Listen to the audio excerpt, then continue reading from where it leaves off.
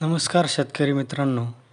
भुईमूग पिकात फुलोरा म्हणजेच फ्लॉवरिंग अवस्थेत पिकाच्या योग्य वाढीसाठी आणि याच अवस्थेत कीड व रोग नियंत्रणासाठी तसेच फुलांचे फळांमध्ये म्हणजेच जास्तीत जास्त शेंगा लागणे तसेच शेंगांचे वजन वाढणे यासाठी कोणत्या उपाययोजना कराव्यात याविषयी सविस्तर माहिती आज आपण या व्हिडिओमध्ये पाहणार आहोत.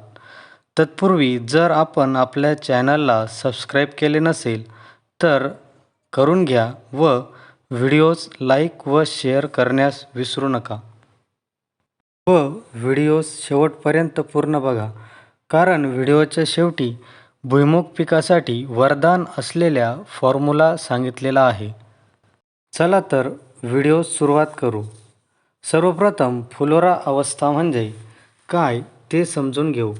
फ्लोरा अवस्था म्हणजेच रोपे फुले टाकल्याने रिप्रोडक्टिव्ह म्हणजेच प्रजनन टप्प्यावर येतात.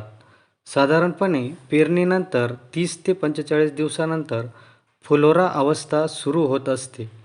यानंतर पानांचा तसेच फुलांचा विकास होऊन जमिनीत शेंगा लागण्यास सुरुवात होते.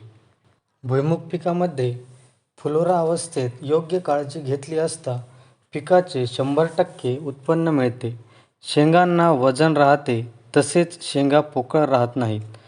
यासाठी फवारणीचे उद्दिष्ट म्हणजे रोग नियंत्रण, कीड नियंत्रण तसेच पोषक तत्वांची पूर्तता आणि शेंगांचा दर्जा सुधारणे असे या फवारणीचे उद्दिष्ट ठेवले पाहिजे. या अवस्थेत फवारणी करताना कोणकोणत्या औषधांचा वापर करावा ते आता पाहू. या अवस्थेमध्ये फवारणी करताना सुरुवातीस 0,32 75 ग्रॅम प्रति 15 लिटर पाण्यासाठी वापरावे. त्याचसोबत मायक्रोन्यूट्रियन 15 ग्रॅम तसेच बुरशीनाशक म्हणून टिल्ट 15 मिली या बुरशीनाशकाचा वापर करावा. तर या औषधांचा वापर केल्यामुळे काय फायदा होतो ते पाहू. 0,32 मुळे मुळांचा विकास होऊन जास्तीत जास्त फुलांची संख्या वाढेल. तसेच टिल्ट या बुरशीनाशकामुळे टिक्का आणि तांबेरा या रोगाचे नियंत्रण होईल. याच सोबत रसशोषक किडींच्या नियंत्रणासाठी यामध्ये मिथाइल डिमेटॉन 25% EC म्हणजेच वायगो या कीटकनाशकाचा वापर करावा.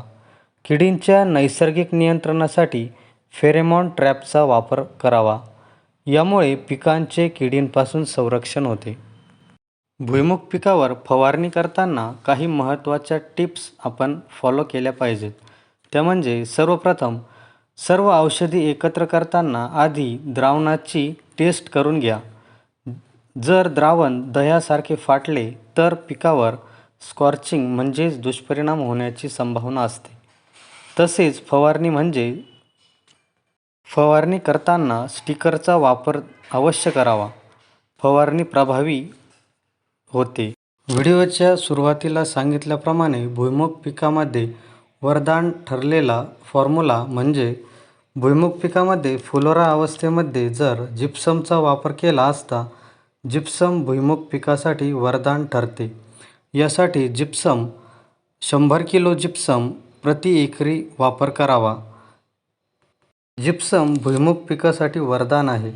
यामध्ये असलेले कॅल्शियम व सल्फर यामुळे शेंगा लवकर भरतात, टणक होतात व शेंगांमध्ये तेलाचे प्रमाण देखील वाढते.